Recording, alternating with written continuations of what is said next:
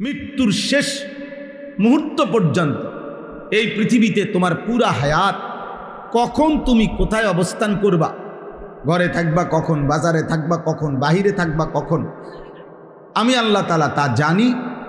এবং শেষ পর্যন্ত কোন মাটিতে কোন জমিনে তোমার মৃত্যু হবে আমি সেটাও জানি।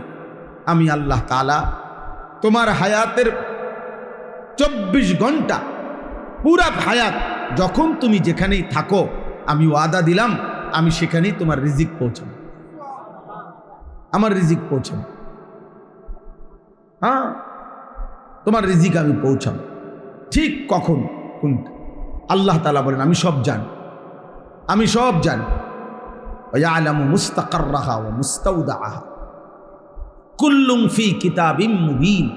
আল্লাহ তাআলা বলে শুধু জানি এমন না, বরং আমার প্রত্যেকটা মাখলুকের রিজিক, আমার প্রত্যেকটা সৃষ্টি দুনিয়াতে যে যা পাবে, একটা মানুষ, একটা গরু, একটা ছাগল, একটা পশু পাখি, একটা কীট পতঙ্গ, একটা জীবজন্তু, একটা উড়ন্ত পাখি, আল্লাহ তাআলা বলেন এই প্রত্যেকের রিজিক। রিজিক মানে কি? রিজিক মানে ভাত না, রিজিক মানে তরকারি না, রিজিক মানে হলো এক মানুষ তার দুনিয়ার হায়াতে আল্লাহর পক্ষ থেকে যা কিছু পায় সবটাকেই বলে রিজিক।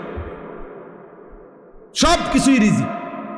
এই চন্দ্র, সূর্য, আলো, বাতাস, রোদ, বৃষ্টি, ক্ষেত, ফসল, আয়, উপার্জন, স্ত্রী, সন্তান, ছেলে মেয়ে, সুখ, শান্তি, হাসি, কান্না, সব কিছু রিজিক, সব আল্লাহর পক্ষ থেকে। আমার জীবনে আল্লাহর পক্ষ থেকে যা দুনিয়ার হায়াতে সবই রিজিক। এখন আল্লাহর পক্ষ থেকে না এমন কিছু আসেনি কারো জানা মতে? আমাদের জীবনের কোনো একটা সেকেন্ডের এমন কি আছে যেটা আমাদের আল্লাহর পক্ষ থেকে না? এটা কি আছে? কোনো কিছু এরকম না। জীবনের সব কিছুই আল্লাহর পক্ষ থেকে। তো আল্লাহ তাআলা বলেন আমি আল্লাহ তাআলা আসমান জমিন সৃষ্টির 50,000 বছর আগে, আর নাড়াচাড়া করো না ভাই আশরাফ, আর ডিস্টার্ব করো না, যে এমনি এমনি একটু একটু আগাইলে আগাইবো, এই যে এর কারণে এখন প্যারেশান হইতেছে। হ্যাঁ রে, হুদা উড়াই দিছো তুমি, দাও বাবা বসো। তো আল্লাহ তাআলা বলেন আসমান জমিন সৃষ্টির 50,000 বছর পূর্বে, 50,000 বছর পূর্বেই 7 আসমানের ঊর্ধ্বে লৌহে মাহফুজে তাকদীরের মধ্যে আল্লাহ তাআলা তার কুদরতি কলম দিয়ে এই সমস্ত সৃষ্টির সমস্ত তাকদীর, রিজিক, সমস্ত বরাদ্দ আল্লাহ তাআলা লিখে ফেলেছে, লিখে ফেলেছে। হ্যাঁ, আমি কোন লোকমা খাবার খাবো, কতটুকু খাবো, প্রত্যেকটা নির্ধারিত। আমার খাবারের মাঝখানে 1 লোকমা ভাত আমার বাচ্চা, ঠিকই দেখা গেছে ও আয়সা 1 লোকমা ভাত বাবার প্লেটের থেকে মুখে নিয়ে সে চলে যায়, বাকি ভাতটা বাবা খায়। বোঝা গেল ওই 1 লোকমা খাবার তার বাচ্চার রিজিক। ফলে আল্লাহ তাআলা তারটা তাকে দিয়ে দিছে, বাবারটা বাবাকে দিয়ে দিছে। আজকে দুপুরবেলা আমি বাসায়, আমার ছোট মেয়ে আছে 4.5 বছর বয়স। এখন আজকে ছোট দুপুরেও আম খাইতেছি, কাইটা কাইটা আমি কাইটা দিতেছি, আমিও খাইতেছি, আমার মেয়েও আমার সাথে বসে বসে খাইতেছে। এখন আগের একটা বড়া আমের ওই খাইছে, কারণ এরপরের বড়া আমি ওই বলছে এটা আব্বু আপনি এটা খান, তো আমি মুখে নিছি বড়াটা, তো এক সাইডে দিয়ে আমি একটু কামড় দিছি, ওই আবার কইতেছে ওই খাইব, তো আমি আবার ওটা ওর হাতে দিয়ে দিছি। তাইলে বোঝা গেল যে আমের এই বড়াটার মধ্যে এক সাইডের একটু কোনা আমার রিজিক, ওইটুকু খাওয়া শেষ হইতে হইতেই বাচ্চা এটা নিয়ে নিছে। মানে আল্লাহ তাআলাই কুদরতিভাবে তার রিজিক তাকে পৌঁছায় দিছে। তাহলে আমরা কেউ জানি না, আমি নিছি আমি খামু, কিন্তু আসমানওয়ালা জানে এটা আমার না। কুল্লুম ফি কিতাবিম মুবিন। আল্লাহ তাআলা বলেন সব আমি লিখে রেখেছি, ফয়সালা করে রাখছি।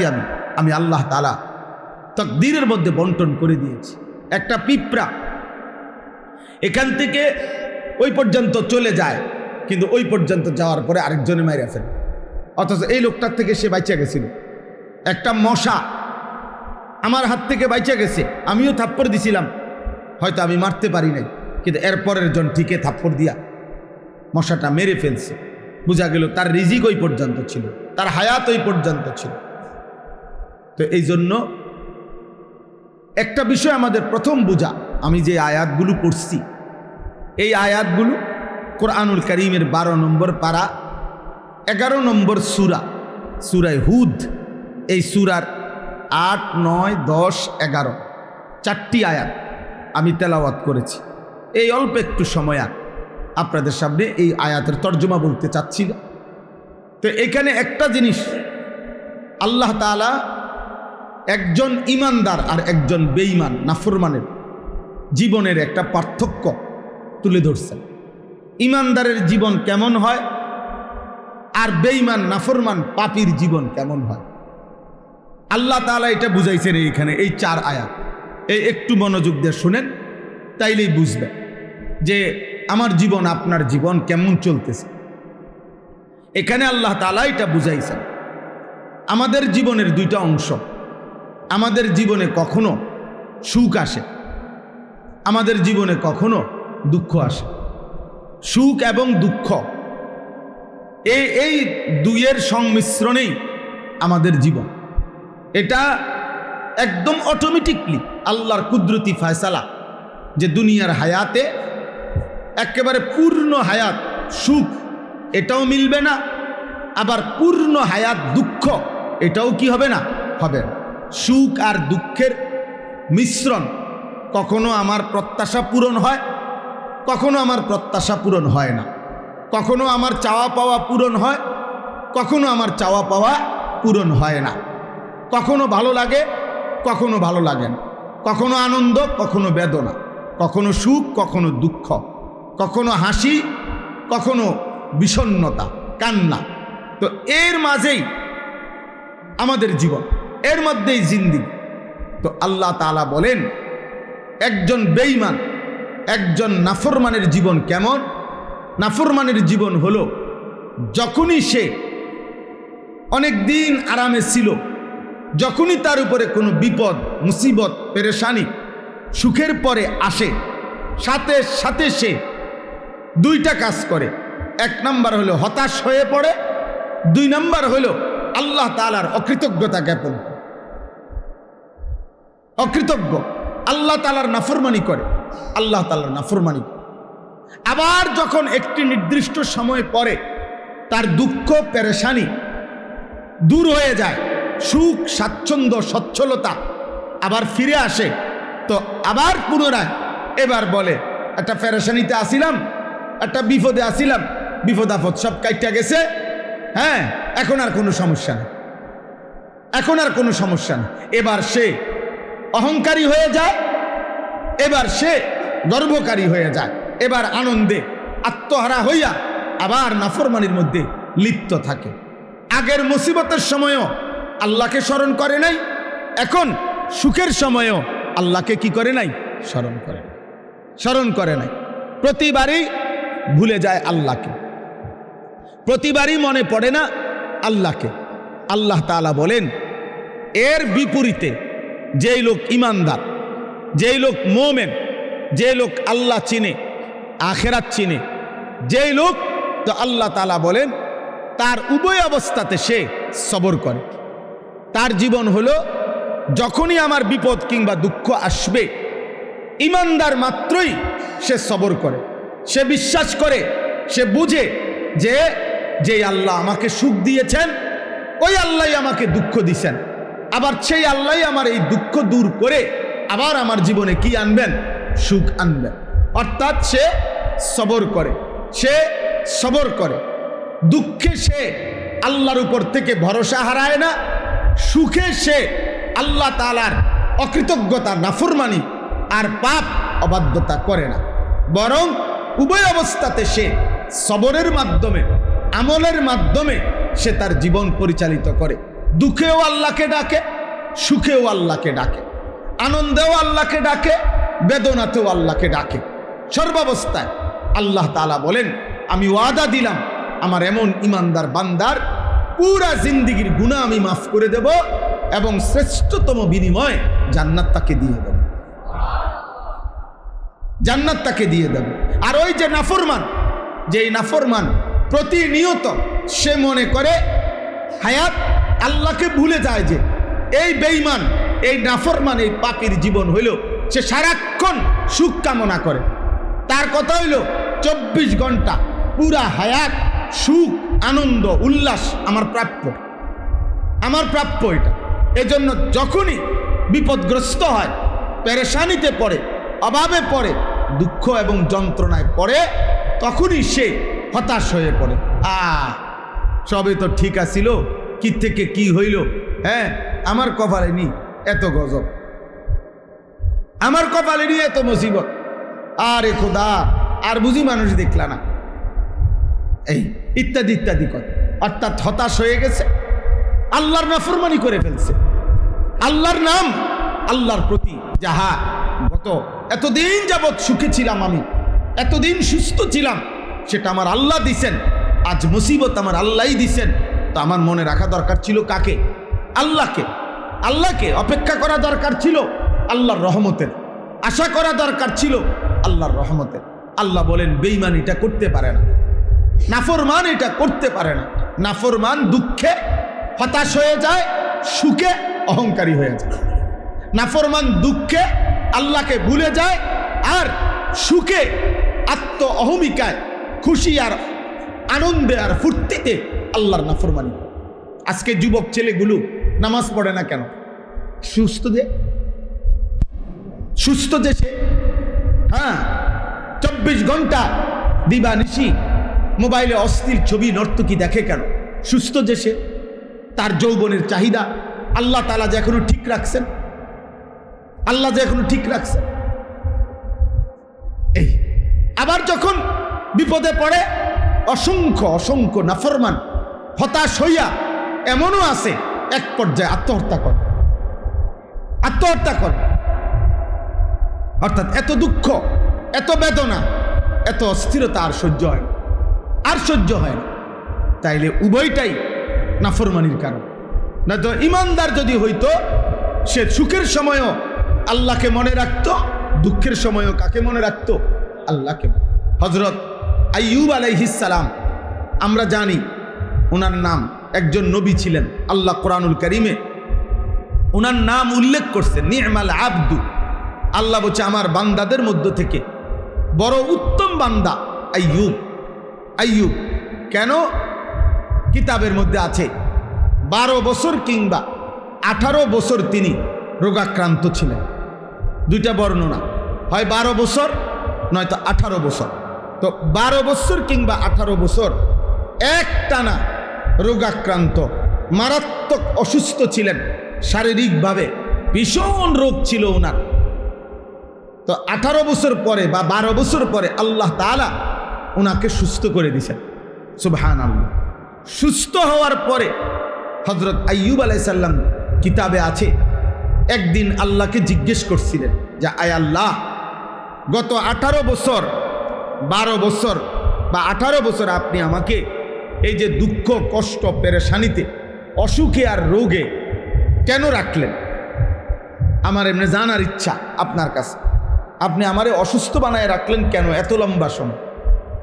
আপনি কেন করলেন?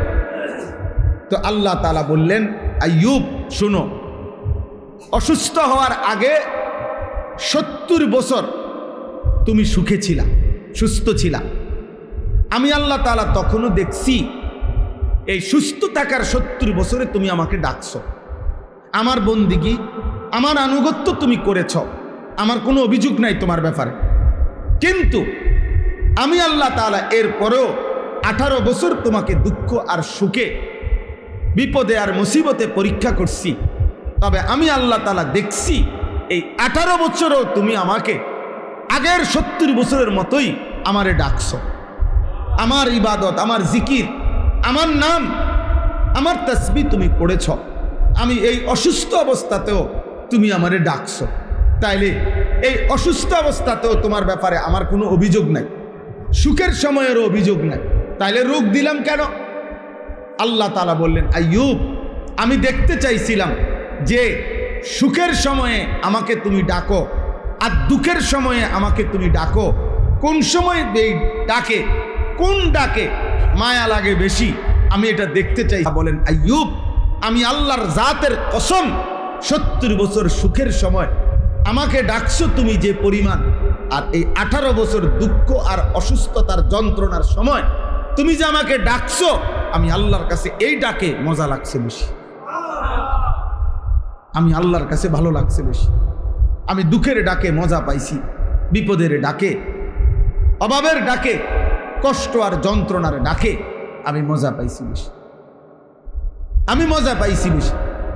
তাইলে এক ইমানদার, এক মুমিন, আল্লাহর প্রতি যার ঈমান আছে, তার জীবনে সে সুখেও আত্মহারা হয় না, দুঃখেও হতাশ হয় না, সে দুঃখেও নাফরমানি করে না, সুখেও অহংকার করে না, অহংকার করে না, অহংকার।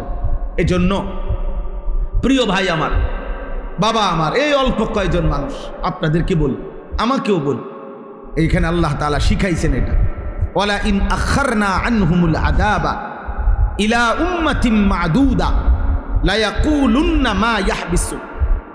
আল্লাহ তাআলা বলেন, নাফরমান, বেঈমান, পাপী, আমি আল্লাহ যদি ইচ্ছা করে, দয়া করে তাদের উপরে আযাব, মুসিবত, বিপদ যদি একটু সময় লম্বা করি, মানে না দেই, মনে করেন অহংকার করতেছে, গুনাহ করতেছে, জুলুম করতেছে, পাপ করতেছে, কিন্তু আজকে 10 বছর হয়ে গেছে, 30 বছর হয়ে গেছে, 20 বছর হয়ে গেছে, 50 বছর হয়ে গেছে, কোনো বিপদ নাই, কোনো বিপদ নাই, কোনো অসুবিধাও নাই, কিন্তু গুনাহ করছে পুরা দমে। আল্লাহ বলেন, যদি আমি ইচ্ছা করে কোনো মানুষের উপরে, কোনো জাতির উপরে আমার আযাব দীর্ঘায়িত করি, মানে দিচ্ছি না, অনেক দিন ধরে লম্বা করে রাখি, তো আল্লাহ তাআলা বলেন, লা ইয়াকুলুন্না মা ইয়াহবিসু। বেঈমান, নাফরমানরা তখন ইমানদারদেরকে, নবীদেরকে বিদ্রুপ করে, যে কই কই, বলে না, নাফরমানি করলে, চুরি করলে, ডাকাতি করলে, জিনা করলে, ব্যভিচার করলে, নামাজ না পড়লে বলে না আযাব আসবে, ও আযাব কো মা ইয়াহবিসু, কিসে আযাব আটকাইয়া রাখলো? এই মিয়া, তাফসীরের মধ্যে আছে আবু তালেব,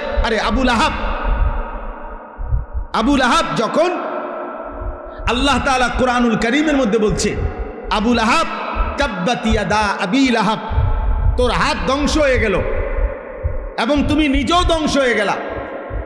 এরপরে আবু লাহাব চূড়ান্ত, এটা তো আল্লাহ বলে রাখছে, কিন্তু আল্লাহ তাআলা যেদিন তাকে চূড়ান্ত আযাব দিছে, ওই আযাবের আগ পর্যন্ত এই বেঈমান প্রত্যেক দিন সকালবেলা ঘুম থেকে উঠেই নবীজির সাহাবাদের কাছে যাইতো, সাহাবাদের কাছে গিয়েই বলতো, এই আবু বকর, ওমর, এদিকে, এই দেখো, এই দেখো, কই কোনো অসুবিধা আছে নি, দেখো, বুঝেন নাই? এই তোমাকে আল্লাহ না কইলো আমার কি আদ বলে খাইয়া লেবো, ধ্বংস করে লেবো, কই কি আমার আদি সব ঠিক মতো আছে, এই অহংকার। আল্লাহ তাআলা বলেন, নাফরমান এমন হয় যে আমি যদি আযাবটাকে একটু দেরি করছি, দিচ্ছি না ইচ্ছা করে, তো তারা বলে মা ইয়াহবিসু, আল্লাহর আযাব কিসে আটকায় রাখলো? কই আল্লাহ, কই আযাব, কই আযাব আসে না কেন?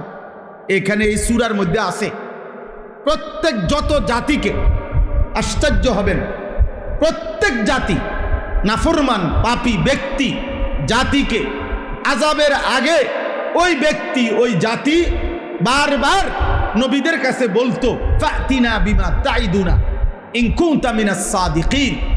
হে নবী হুদ, লূত, শুআইব, সালেহ, এরকম নবীদের নাম বলতো, তুমি যে বলছো আমাদের উপরে আল্লাহর আযাব আসবে, যদি তোমার কথা সত্য হয়ে থাকে তো আনো, আযাব আনো, ফাতিনা, আযাব নিয়ে আসো।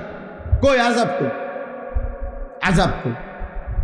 এই প্রত্যেক জালেম, প্রত্যেক পাপী ধ্বংস হওয়ার আগে এই পরিমাণ অহংকার করে, অহংকারের সময় সে মনে করে তার জীবনে আর সুখ আসবে, দুঃখ আসবে না, তার জীবনে আর মুসিবত আসবে না, তার উপরে কোনো মুসিবত আসবে না, তার উপরে কোনো আযাব আসবে না, সে মনে করে, সে অহংকার করে।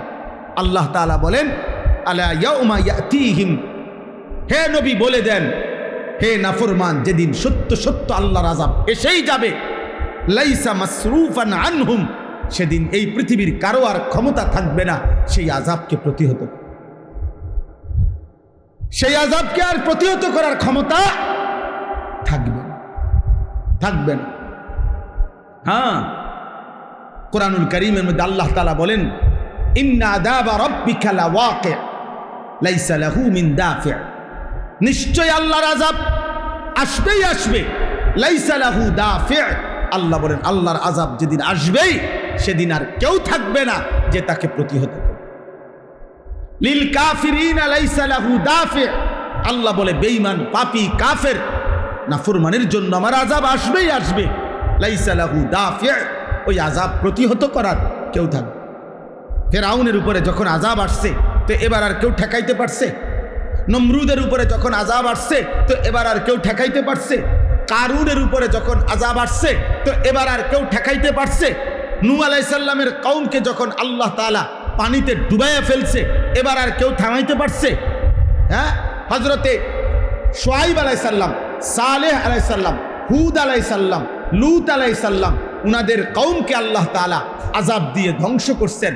কোরআনে আল্লাহ বলছেন, এই সূরাতে আছে ফাআসবাহু ফি দারিহিম জাসিমিন, এই নাফরমান জাতি তারা প্রত্যেকে তাদের ঘরের মধ্যে উপুর হইয়া ময়রা পড়েছিল।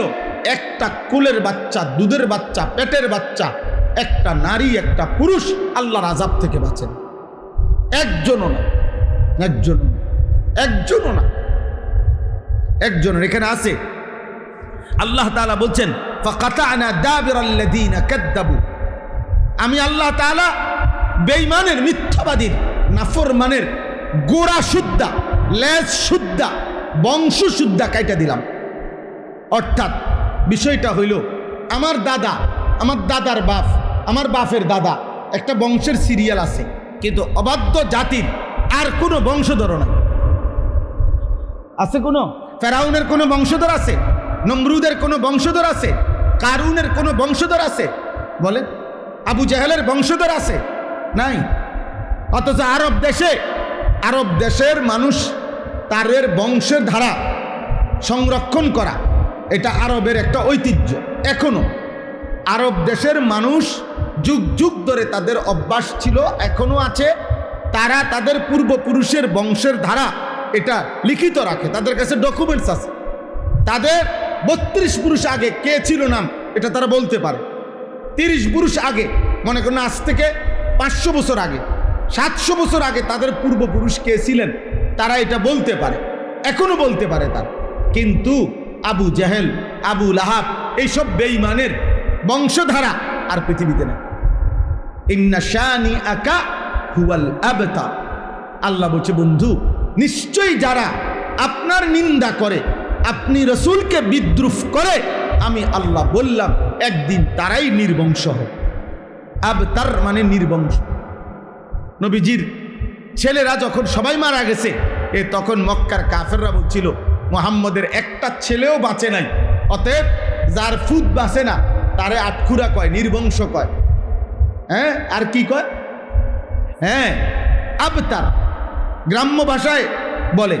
তো এই তারা বলতে লাগলো যে মুহাম্মদের আর বংশ নির্বংশ। আল্লাহ তাআলা বলছে, না বন্ধু, আপনার বংশ নির্বংশ না, বরং বেঈমানের বংশই নির্বংশ, নাফরমানের বংশই মূলত কি হবে? নির্বংশ। তো আল্লাহ তাআলা এখানে বলেন ওয়াহাকা বিহিম মা কানু বিহি ইস্তাহজিউন, যেই আযাব নিয়ে ঠাট্টা করতেছিল নাফরমানরা, একদিন ওই আযাবই তাদের সকলকে ঘিরে ধরবে। ওয়াহাকা মানে হলো ঘিরে ধরবে, ঘিরে ধরবে, একদিন ঘিরে ধরবে। সেদিন ওই আযাব থেকে নেতা কিংবা কর্মী, বড় কিংবা ছোট, পুরুষ কিংবা নারী, জওয়ান কিংবা বৃদ্ধ, কেউ আর বাঁচবে না। এরপর আল্লাহ বলেন ওয়ালা ইন আযাকনাল ইনসানা মিন্না রাহমাতান সুম্মা নাযা'না মিনহু, এই আল্লাহ বলেন নাফরমান পাপী মানুষের অভ্যাস কেমন। আল্লাহ বলেন দীর্ঘদিন যাবৎ আমি তাকে দয়া মায়া করতেছিলাম, খাওয়াইতেছি, পড়াইতেছি, রিজিক দিচ্ছি, সব ঠিক দিতেছি, কিন্তু যখনই সুম্মা নাযা'না মিনহু, আমি যদি তার থেকে ওই সুখ, শান্তি, নিরাপত্তা কিছুদিনের জন্য ছিনায় নেই, বিরত রাখি, তো ইন্নাহু লায়াউসুন কাফুর, সাথে সাথে সে আমি আল্লাহর থেকে হতাশ হয়ে যায়, আমি আল্লাহর নাফরমানি শুরু করি, নাফরমানি শুরু। আরে ফেরেশানির তো মিয়া শেষ নাই, কি আল্লাহরে ডাকি, ফেরেশানির শেষ নাই, বুঝেন? একজন হয়তো দিনদার কইছে যে আল্লাহরে ডাকো, আরে থুত মিয়া আপনার গো হুজুর আর কোনো কাম নাই, বইয়া বইয়া এই সব সময় আমার এত বড় বিপদ যায়, এবার ডাকো আল্লাহরে ডাক। নাউজুবিল্লাহ, মানে কি হতাশ, মাথা চোখে মুখে আন্দার দেখে, একেবারেই এলোমেলো হয়ে গেছে, সাজানো মনে হয় যেন সব। এখানে আছে কোরআনে সূরা কাহাফের মধ্যে এক অহংকারী বাগান মালিক, সে আল্লাহকে ডাকতো না, শিরিক করতো আল্লাহর সাথে। তো তার প্রতিবেশী ছিল একজন গরিব ইমানদার মানুষ, একদম গরিব। তো এই গরিব লোকটাকে প্রত্যেক দিন এই অহংকারী বাগান মালিকটা বিকালে সন্ধ্যায় বিদ্রুপ করতো, বুজুর্গ কি খবর, খুব তো আল্লাহরে ডাকো, হ্যাঁ তুমি দেখারে বুজুর্গির ভাবলো ইমানদার, কই এ পয়রা তো রইলে এমনি, এই অভাবে তো পয়রা রইলা, কিচ্ছুই তো নাই, হ্যাঁ প্রতিদিন এভাবে বলতো। তখন এ কোরআনে আছে ওই নেককার মানুষটা, যদিও সে গরিব ছিল, তার প্রতিবেশী পাশের ক্ষেতওয়ালা, তো উনি বলতো ভাই তুমি অহংকার না করে তোমার ওই বেটা সরেন তো সর, ফালতু কোথা করে খটর মটর শুরু করে দিচ্ছে, এটা লাগাই দাও। তো এই জন্য বললাম এ করতো কি, তো সন্ধ্যাবেলা এর বিদ্রুপ করত, আর উনি বলতো তোমার উচিত আল্লাহকে ডাকা, আল্লাহকে ডাকা, যে হে বাগান মালিক আল্লাহর নাফরমানি করো না, অহংকার করো না, অহংকার করো না, এটা বলতো তাকে। তো কোরআনে আছে একদিন এরকম বিদ্রুপ করতে করতে বলে বিদ্রুপ করে সে ঘরে গেছে গা, ওই এই অহংকারী বাগান মালিকটা, নাফরমানটা গিয়া রাত্রিবেলা ঘুমাইছে, ভোরবেলা নিজের বাগানে আবার আসছে, পরের দিন ভোরবেলা। আল্লাহ কোরআনুল কারীমে বলেন এই শেষ রাত্রে আল্লাহ ওই বাগানের উপরে আযাব দিয়া সমস্ত গাছ এইভাবে উপড়াইয়া ফেলছে, একেবারে বাগান সমান করে লাইছে সোজা। এইবার সকালবেলা ফাসবাহা ইউকাল্লিবু কাফাইহি, আল্লাহ তাআলা বলেন ভোরবেলা এই নাফরমান আইসে এবার এইরকম আহা আহা কি করলাম, আহা কি করলাম, নিজের হাতকে এরকম মুসরানো শুরু করছে, আর বলতে লাগছে ইয়া লাইতানি লাম উশরিক বিরব্বি আহাদা, আহা আহা আমার মন্দ কপাল, আমি যদি আল্লাহর সাথে শিরিক না করতাম, বরং যদি আল্লাহকে ডাকতাম, যদি আল্লাহকে ডাকতাম, আজ আমার এত বড় মুসিবত হইতো না, আর মুসিবত হইতো না। তো আল্লাহ তাআলা বলেন এই বান্দা যখন সুখে থাকে তখন অহংকারী হয়ে যায়, বান্দা যখন দুঃখে থাকে হতাশ হয়ে আমি আল্লাহকে ভুলে যাই। তো আল্লাহ বলেন ওয়ালা ইন আযাকনাহু না'মা বা'দা দাররা, পুনরায় আমি যখন আবার ওই নাফরমানকেই তার বিপদ আর মুসিবত সরাইয়া আবার নিয়ামত দেই, আবার সুখ, আবার সুস্থতা আমি যখন তাকে দেই, তো লা ইয়াকুলান্না যাহাবা সাইয়্যাতু আন্নি, এবার মানুষের কাছে সে আবার বলে ভাই একটা পেরেশানিতে আছিলাম, একটা বিপদে আছিলাম, একটা মুসিবতে ছিলাম, এটি সব শেষ হয়েছে, এখন আর কোনো সমস্যা নেই, এখন আর সমস্যা নেই। আমি কয়দিন আগে একজনরে বলছি কি অবস্থা ভাই, কাউজুর একটা মিল করে লইছি, বুঝেন নাই, মানে কয়দিন ধরে নি খাইছে, হ্যাঁ কয়দিন ধরে নি খাইয়া এরপরে এখন আবার যারা দৌড়াইছে তারার লগে একটা বাইল করে লইছে, এর যে যা বুঝেন বুঝেন, বুঝেন না কথাটা। হ্যাঁ আমি একজনরে বললাম যে ভাই মাশাআল্লাহ, হ্যাঁ আগে দেখছি আমনে থাকতেন পিছে, উনি থাকতো আগে, অন শুধু লোকটা মানে একটু আগ পিছ হয়েছে আর কি, অন উনি আগে ইনি পিছে, এরকম। অর্থাৎ জালেম আরেক জালেম খুঁজে নেয়, পাপী আরেক পাপীকে কি করে নেয়, তালাশ করে নেয়, অপরের সম্পদ লুণ্ঠনকারী সে আরেক লুণ্ঠনকারীকে কি করে নেয়, তালাশ করে। নাউজুবিল্লাহ। নাউযু। অথচ প্রত্যেক ব্যক্তি একেবারে ক্ষমতার মসনদে যে অথবা সামান্য দুনিয়ার সাধারণ থেকে সাধারণ মানুষ, প্রত্যেকের এটা বোঝা উচিত, এই রাত্রি অন্ধকার হয় আবার আলো হয়, আবার আলো অন্ধকার হয়। তাহলে যে আকাশে আলো ফুটে সেই আকাশে অন্ধকার আসে, যেই নদীতে জোয়ার আসে সেই নদীতে ভাটা আসে, যেই গাছে সবুজ পাতা ফোটে সেই গাছে ফুল আরেক পাতা হলুদ হইয়া ঝরে পড়ে। তাহলে বুঝাই গেল আমার জীবনের সুখ এটাও স্থায়ী না, আমার জীবনের দুঃখ এটাও স্থায়ী না। কাজে সুখের সময়ও আল্লাহকে না ভুলা, দুঃখের সময়ও আল্লাহকে না ভুলা, এটাই হচ্ছে কি ইমানদারের উচিত। এটাই উচিত কি ইমানদার। এবারে নেতা বলেন, কর্মী বলেন, জনগণ বলেন, শাসক বলেন, প্রত্যেকেরই এটা উচিত, প্রত্যেকেরই এটা ইনসাফ, প্রত্যেকেরই এটা ইনসাফ।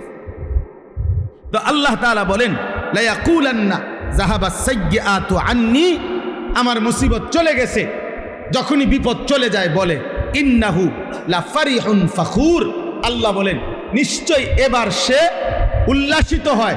অর্থাৎ যখন একটু সম্পদ আছে ভোগ বিলাসিতায় মত্ত। বুড়া মিয়া গত 30 বছর ধরে কষ্ট করছে, এখন যখন ফুদ বিদেশ গিয়া টাকা পয়সার একটা মিল হইছে, এখন বাড়িঘর কইরা বাহ নাটক দেখে, সিনেমা দেখে, টেলিভিশন দেখে, খেলা দেখে, এখন পুতের বউ বেপর্দা, মেয়ে বেপর্দা, না উনি এখন পয়সার একটা ভাব দেখাইতেছে, এখন উনি বুঝাইতেছে আমার টাকা হইছে, আমার টাকা হইছে। এবার সে আনন্দে উল্লাসিত আর হইল ফখুর, অহংকারী, অহংকারী, অহংকারী। আল্লাহ তাআলা বলেন এই আচরণ বেঈমানের আচরণ। তাহলে দুঃখে আল্লাহকে ভুলে হতাশ হওয়া এটাও বেঈমানের আচরণ, সুখে আল্লাহকে ভুলে অহংকার করা এটাও কার আচরণ? কথা বলেন না, বেঈমানের আচরণ। এবার মুমিনের আচরণ কি? আল্লাহ তাআলা বলেন এই শেষ আয়াত, ইল্লাল্লাযীনা সাবারু, কিন্তু আমার যেই সকল বান্দা সব অবস্থায় সবর করে।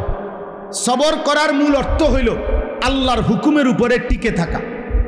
আমরা স্বাভাবিকভাবে সবর বলতে বুঝি ধৈর্য ধরা, এটাও অর্থ ঠিক আছে, কিন্তু তাফসীরের ভাষায়, আরবি ভাষার মূল অর্থ হলো সবরের, তাফসীরের ভাষায়, পরিভাষায় আল্লাহ তাআলার হুকুমের উপরে মজবুত থাকা, এটাকে বলে সবর। অর্থাৎ আল্লাহর হুকুমের উপরে আমি গুনাহ করব না, আল্লাহর আদেশও আমি কি ছাড়ব না, এটাকে বলে সবর।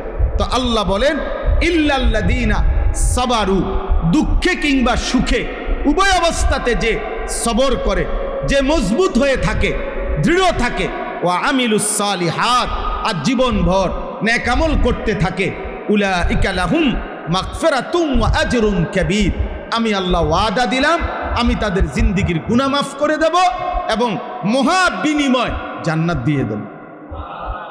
এই 4 আয়াতের অর্থ শেষ, তর্জমা শেষ। এখন আসেন আমি আপনাদের কাছে এই কথাই আমার শেষ কথা, আমরা যেন সুখে কিংবা দুঃখে, আল্লাহ তাআলা ছেলে দিছেন, আল্লাহ মেয়ে দিছেন, আল্লাহ অর্থ দিছেন, আল্লাহ স্ত্রী দিছেন, আল্লাহ ঘর দিয়েছেন, সুস্থতা দিয়েছেন, সম্পদ দিয়েছেন, কোনো অবস্থাতেই একজন ইমানদার যদি হই আল্লাহকে না বলা, আবার মুসিবত আসবে, আবার বিপদ আসবে, কখনো সুস্থ কখনো অসুস্থ, কখনো আনন্দ কখনো বেদনা, কখনো সুখ কখনো দুঃখ, কখনো রোদ কখনো বৃষ্টি, কখনো আলো কখনো অন্ধকার, কিন্তু উভয় অবস্থাতেই ডাকতে হবে কাকে? আল্লাহকে ডাক। আজকে তোমরা এই কয়জন ছেলে, প্রিয় ছেলে, তোমরা অনেক ছেলে বুঝো না, এক একজনের চুল দেখলে, চেহারা দেখলে মানুষ না হাইওয়ান তাও মনে হয় না, বোঝা যায়। মানুষ না আফ্রিকার জানোয়ার তাও বোঝা যায়। কেন এমন করে? কারে দেখাইতে করে? পাগল না মাতাল না তার সিরা? কিছুই জানেন, কিছুই জানেন। মুসলমানের ঘরে জন্ম নিয়া মুসলমান, কিন্তু এক ওয়াক্ত নামাজ পড়ে না। আহা নাফরমান, কোথায় যাচ্ছ? কই যাচ্ছ? আল্লাহকে ছেড়ে যাচ্ছ কোথায়? আর আল্লাহকে ছেড়ে আল্লাহ থেকে শেষ পর্যন্ত বাঁচতে পারবা কিনা? আল্লাহ তাআলা কোরআনে এই কথাটা সব অনেকবার বলছে, বান্দা বলো, শোনো, মানো বা না মানো, আমার কাছেই তো আসতে হবে, আমার কাছে ফিরতে হবে, আল্লাহর কাছে ফিরতে হবে, লাভ তো নাই। অন্যদিকে গিয়ে তো লাভ নাই। এই জন্য ছেলেরা, বাবা আপনাদেরকে আজকের এই ছোট্ট আয়োজন, এই মাদ্রাসা আমাদের প্রিয় ছাত্র মাওলানা আশরাফ খুব ফিকির করে, মাশাআল্লাহ অনেক চেষ্টা করে, সব সময় আমার সাথে যোগাযোগ করে, আমার মাদ্রাসায় নিয়মিত যায়, আগের থেকে আমাদের ছাত্র সে। তো আলহামদুলিল্লাহ মাদ্রাসা আগাইতেছে।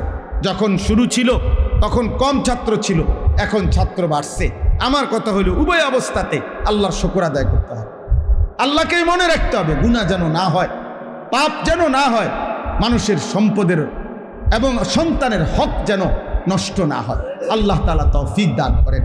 এবং যে ছেলেদেরকে আজকে সবক দেওয়া হলো, আল্লাহ তাদেরকে হাফিজ আলেম হিসাবে কবুল করে নেন। তোমরা যারা ছেলেরা, বাবা তোমাদের কাছে আমার অনুরোধ, যাদের জীবনে নামাজ দেয়, সারাদিন মোবাইল একটা নিয়ে টুঁটু করে ছাগলের মতো যারা ঘোরো, আব্বা এটা মাতাল জিন্দিগি। বাবা মনে রাখো, তুমি কমপক্ষে যারা পরিমাণ বিবেক যদি থাকে, এই মোবাইল নিয়ে এ চুল্লা যারা পথে পথে হাঁটো, তোমার যদি যারা বিবেক থাকে, তুমি একটু ডানে বামে তাকাইও যে মানুষে তোমারে নিয়ে কি মন্তব্য করে। মানুষ তোমার, অথবা তুমি আড়ালে গোপনে একটু জিগাইও বা শুইনো, মানুষে তোমারে কি ভাবে, মানুষ তাকে কি ভাবে।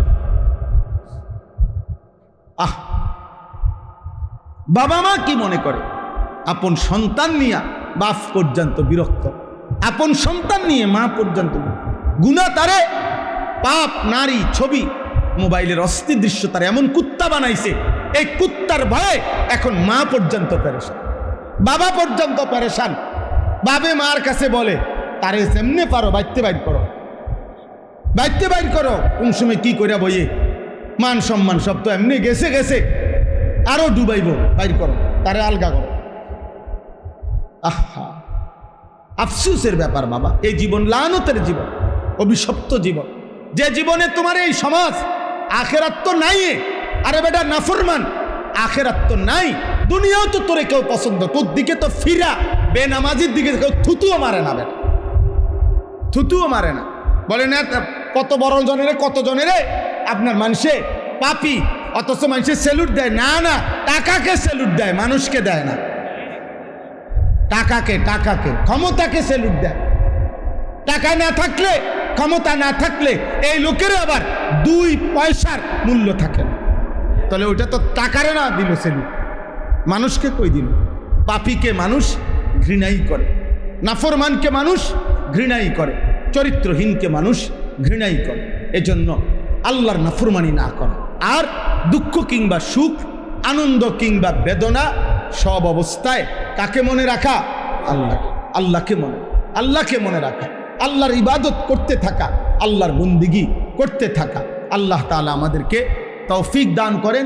আজকের এই ইসলাহি মজলিস, মাদ্রাসার সব আয়োজন আল্লাহ যেন কবুল করে, আমিন।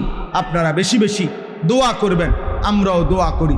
যে কয়জন বাবা ভাই আসছেন, জায়গা দেওয়া গেছে না ঠিক মতো, ছেলেরা বাবা তোমরাও নামাজ পড়ো আব্বা, মুসলমান হও। ওই দেখেন ব্যস্ত মোবাইল নিয়ে, মানে একটা মিনিট শয়তান নীরবে থাকতে দেয়। এটাই আমার আফসোস। আহা বাবা হাসো না, ছেলেদেরকে বলি আফসোস আব্বা, বড় মারাত্মক। এই মোবাইল তোমাদেরকে শেষ পাগল বানায় গেল। একটা মিনিট তারে স্বস্তিতে থাকতে দেয়। রাত নাই, দিন নাই, সকাল নাই, দুপুর নাই, মা বাবা, ইজ্জত, সম্মান, বংশ কিচ্ছু নাই। ছেলে সারা দিন এই মোবাইল এটা লইয়া পড়ে, এটাই জীবন। রাত দিন বরাবর কে মা কে বাবা, কি বংশ, কি ইজ্জত, কি সম্মান, না কিচ্ছু বোঝা।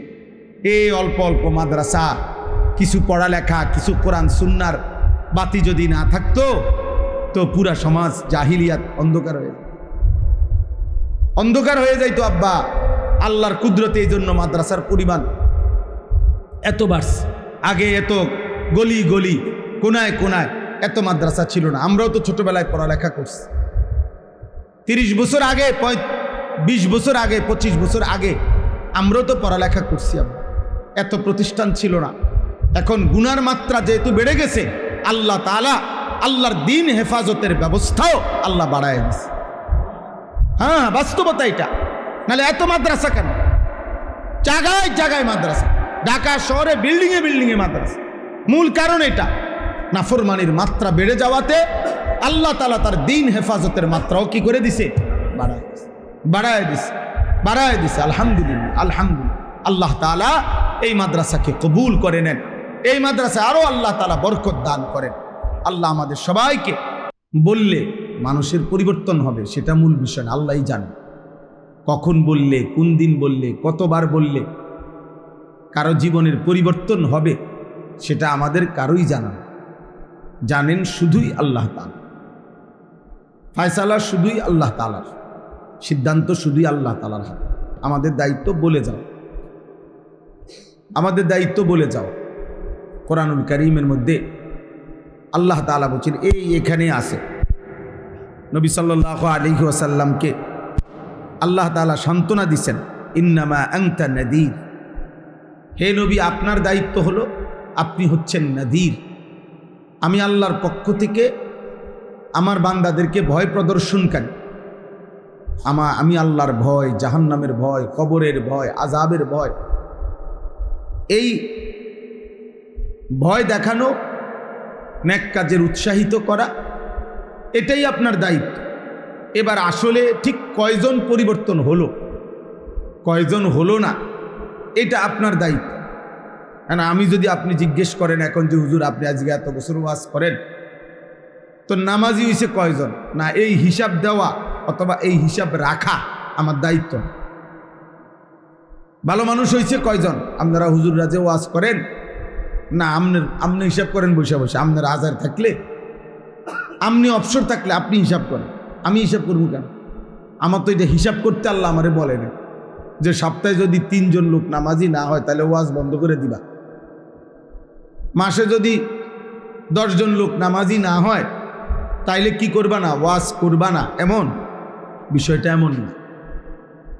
হাদিসের মধ্যে আছে, কিয়ামতের দিন আল্লাহ তাআলার সামনে প্রত্যেক নবী হাসরের ময়দানে যখন দাঁড়াবে প্রথম, তখন প্রত্যেক নবীর সাথে ওনার ইমানদার উম্মত যারা ইমান আনছে ওই নবীর উপরে, ওনারাও সাথে থাকবে, প্রত্যেকের সাথে। তো নবী সাল্লাল্লাহু আলাইহি ওয়াসাল্লাম বলছেন, এমন নবীও হাসরের ময়দানে আল্লাহর সামনে দাঁড়াবে যেই নবীর সাথে ওনার ইমানদার উম্মত মাত্র 3 জন। কোন নবী দাঁড়াবে ওনার সাথে ওনার ইমানদার উম্মত সির্ফ 2 জন। কোন নবী দাঁড়াবে ওনার সাথে ওনার ইমানদার উম্মত ওয়াহিদ, 1 জন। তো নবীজি বলেন, রিয়াজুস সালিহিন এই কিতাবে আছে, কিয়ামতের দিন এমনও বহু নবী দাঁড়াবে যেই নবীর সাথে তার ইমানদার উম্মত 1 জনও নাই। লাইসা মাআহু আহাদ, কেউ নাই তার সাথে। মানে উনার পুরা জীবন দাওয়াত দেওয়ার পরে, আল্লাহর কথা বলার পরে 1 জনও কি আনে নাই? ইমান আনে নাই, ইমান আনে নাই। তাহলে এখন কি মনে হয়, ওই নবী কি ব্যর্থ? ওই নবী কি নবী হিসেবে বাদ? ওই নবী পুরস্কার পাবে না? তাহলে অথচ কি নাই? অনুসারী 1 জন। মৃত্যু পর্যন্ত ওই নবী আল্লাহর উপরে ইমান আনছে, আল্লাহর হুকুম পালন করছে, ইবাদত করছে একাই। তাইলে এই জন্য বললাম আমাদের মূল ফিকির এটা। আল্লাহর পথে যারা ডাকে, দাঈ ইলাল্লাহ, মানুষকে যারা আল্লাহর দিকে ডাকে, তাদের মূল ফিকির এটা যে আল্লাহর দিকে আমার ডাকতে হবে। গ্রহণ করুক বা না করুক, শত্রুতা করুক আর পছন্দ করুক, আদর করুক আর গোস্বা করুক, জিদ করুক আর ভালোবাসুক, আমাকে বলতেই হবে, আমাকে আল্লাহর কথা বলতেই হবে। রোদ কিংবা বৃষ্টি, আলো কিংবা অন্ধকার। পরশুদিন আমি সিলেট বয়ান করছি আসরের আগে। তো যখন আমি বয়ান করতেছি, অজোরে একেবারে মুষলধারে বৃষ্টি হইতেছে বাইরে, মসজিদের বাহিরে পুরা বৃষ্টি, মানে ধুমসে বৃষ্টি হইতেছে। কিন্তু তখনও মসজিদের যে কয়জন অনেক মুসল্লি ছিল, ছেলেপেলে ছিল, আলহামদুলিল্লাহ আমরা আসরের টাইম পর্যন্ত বিকাল 3:30 পৌনে 4টা থেকে টানা বলে গেছে।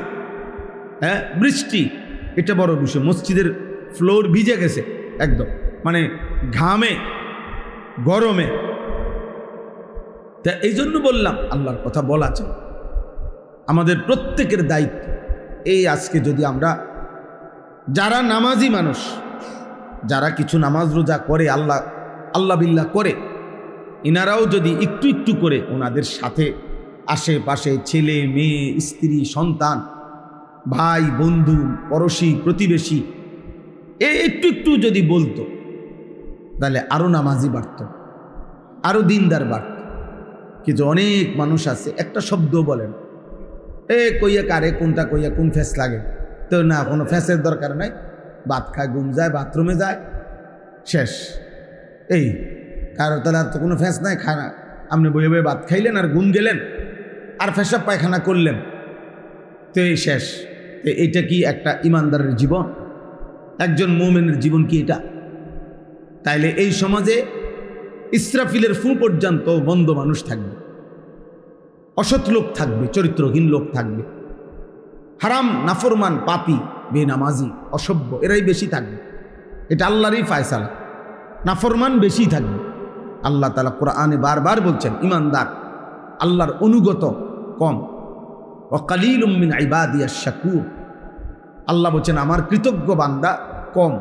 এজন্য প্রত্যেক ওয়াক্তে নামাজের সময় দেখা যায় ইমানদার নামাজি পরিমাণে মসজিদে কম, নাফরমান পাপী বেশি। একটা বাজারের মসজিদে নামাজের ওয়াক্তে নামাজি যতজন তার চাইতে 10 ডবল বেশি হবে বাজারের দোকান, অথচ এরা মুসলমান। ওরা চিল্লাইতেছে, হই হুল্লুর করতেছে, খাইতেছে, গপ মারতেছে, লম্বা স্লোগান দিতেছে, তামাশা করছে, জোয়ানরাও বয়স্করাও মাঝ বয়সীরাও। আশ্চর্য, কত দোকানদার আছে বাজারে, তার দোকানের পাশেই মসজিদ, কিন্তু 40 বছরও নাফরমান বলতে পারবে না মসজিদের জামাতে নামাজ পড়ে কেন। এক ধরনের জন্তু জানোয়ারের জীবন, এক বেলা উপার্জন করে আরেক বেলা খায়, খালাস মনে করছে এরই নাম জীবন। দিনভর রোজগার, রাতভর উপভোগ।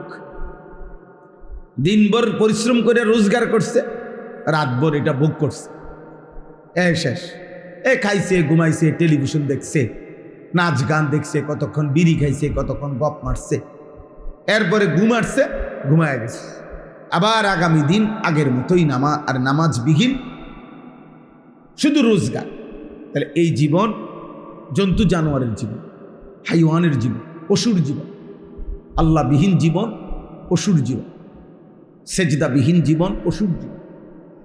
নাই তো ইমানদার মুমিন সেও দুনিয়া খায়, ভোগ করে, সেও দুনিয়া আল্লাহ তাআলা তাকেও প্রয়োজন পরিমাণ দুনিয়া আল্লাহ তাআলা প্রত্যেককে দান করে। ওয়া'লাম মুস্তাকাররাহা ওয়া মুস্তাউদাআহা, আল্লাহ বলে বান্দা ঈমান আমল দান করেন। আলহামদুলিল্লাহি রাব্বিল আলামিন। আল্লাহুম্মা আনতাস সালাম ওয়া মিনকাস সালাম, তাবারাকতা ইয়া যাল জালালি ওয়াল ইকরাম। মাওলাই করিম আপনি মাফ করে দেন, মেহেরবান মাওলা আপনি মাফ করে দেন, ঈমান আমল দান করেন, ইজ্জত আফিয়ত দান করেন, তাকওয়া তহারত দান করেন। আল্লাহ এলাকার আশপাশের দূর দূরান্তের সমস্ত কবরবাসীদেরকে মাফ করে দেন, কিয়ামত পর্যন্ত কবরের আযাব মাফ করে দেন। আয় আল্লাহ আমাদের সকলকে মাফ করে দেন। আল্লাহ আমাদের জিন্দেগি সুন্দর করে দেন, আপনার ইবাদত বন্দিগি করার তৌফিক দান করেন। অসুস্থ বিমারি যারা শিফায়ে কামেলা আজেলা দান করেন। আয় আল্লাহ মৌলানা আশরাফের বাবাকে আল্লাহ পুরি শিফা দান করেন, পুরি শিফা দান করেন। আল্লাহ আরও যতজন যেখানে অসুস্থ আল্লাহ সকলকে শিফায়ে কামেলা আজেলা দান করেন। আল্লাহ আমাদের প্রত্যেকের নেক মাকসাদ পূরণ করে দেন, অভাব দূর করে দেন, হায়াতে রিজিকে ইলমে আমলে আপনি বরকত দান করেন। আয় আল্লাহ এই মাদ্রাসা আপনি কবুল করে নেন, মাদ্রাসা আপনি কবুল করে নেন। যে বাচ্চাগুলো ছেলে মেয়েকে কোরআনের সবক দেওয়া হলো, আল্লাহ এদেরকে হাফেজ আলেম মুত্তাকি আরেফ রব্বানি বানিয়ে দেন। এদের মা বাপকে মাফ করে দেন, এদের খানদানের কবরবাসীদেরকে মাফ করে দেন। আয় আল্লাহ এই মাদ্রাসাকে উসিলা করে এই এলাকার বাচ্চাদের দ্বীন শেখার উত্তম মার্কাজ আপনি কবুল করে নেন। আল্লাহ মদিনার নূর এই মাদ্রাসা থেকে আপনি জারি করে দেন, আপনি জারি করে দেন। আল্লাহ আমাদের মহাব্বতের এই বাবা ভাই কিশোর যুবক সকলকে মাফ করে দেন। আয় আল্লাহ আপনি সবাইকে কবুল আর মনসুর করেন। আল্লাহ এখানের অধিকাংশ বাবা ভাইকে আমি চিনি, আল্লাহর আমাদের মহব্বতের সকলকে উত্তম বিনিময় দান করেন। আমাদের ফরহাদকে আল্লাহ আপনি সুস্থতার হায়াত দান করেন। আল্লাহ আমাদের সমস্ত ছেলে পেলে মহব্বত যারা করে সকলকে কবুল আর মনসুর করে নেন। রব্বির হামহুমা কামা রব্বায়ানি সগীরা সুবহান রব্বিকা রব্বিল ইজ্জাতি আম্মা ইয়াসিফুন ওয়া সালামুন আলাল মুরসালিন আলহামদুলিল্লাহি রাব্বিল আলামিন। আপনাদের জন্য একটু সামান্য তাবারুক আছে, নিয়ে যান। হই হুল্লুর করেন না, চিল্লায়েন না। বাহিরে অনেক ভাই আছেন, দয়া করে মেহেরবানি করে হই হুল্লুর না করলে ভালো ভাই, চিল্লাচিল্লি না। আসলে অনেকেই কষ্ট পাইছেন, ঠিকমতো দেখেন নাই। ওই যে বৃষ্টির সম্ভাবনার কারণে বাইরে আজকের মাহফিলটা করা গেছে না। আমরা আগামীতে ইনশাআল্লাহ বাইরে করার চেষ্টা করবো ইনশাআল্লাহ।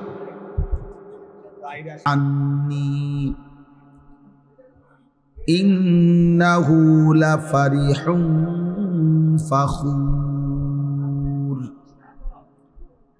ইল্লাল্লাযীনা সাবারু ওয়া আমিলুস সালিহাতি উলাইকা লাহুম মাগফিরাতুন ওয়া আজরুন কাবীর।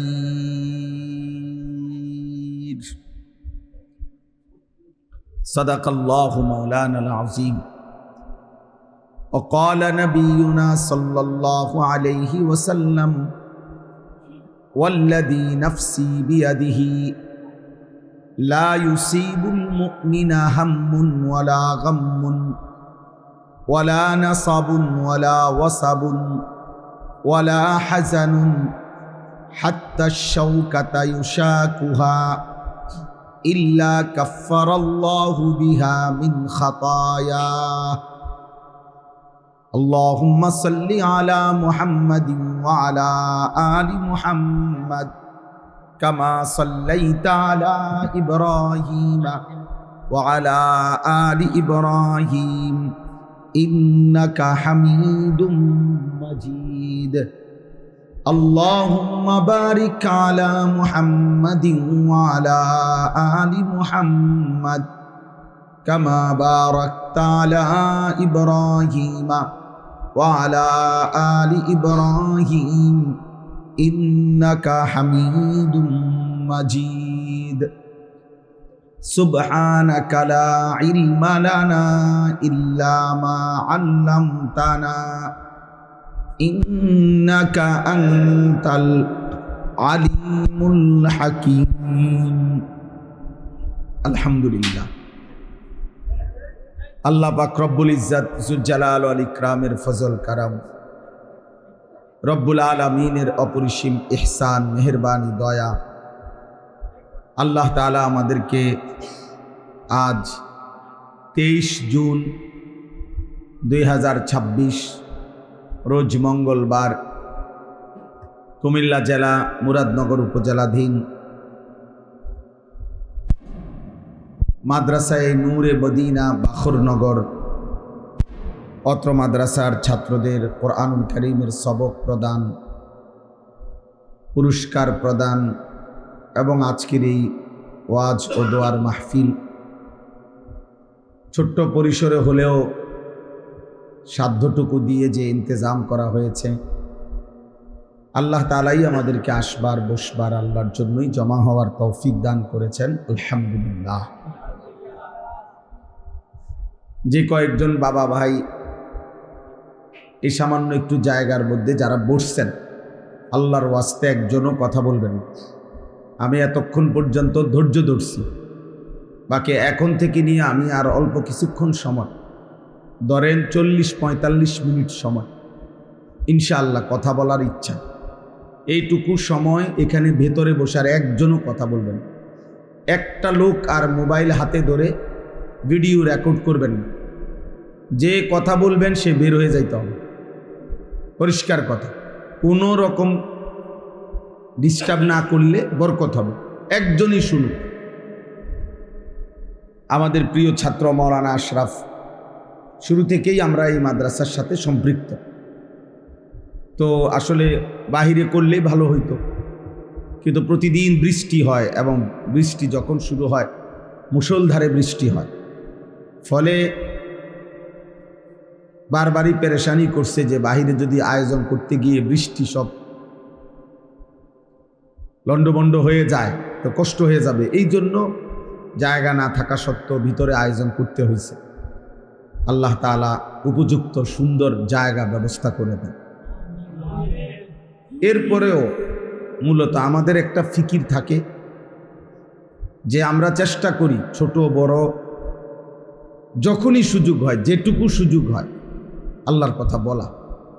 আসলে আল্লাহর কথা বলতে পারা, শুনতে পারা, এটা নেকি নেকি, আল্লাহর দিকে ডাকা নেকি, শোনা নেকি।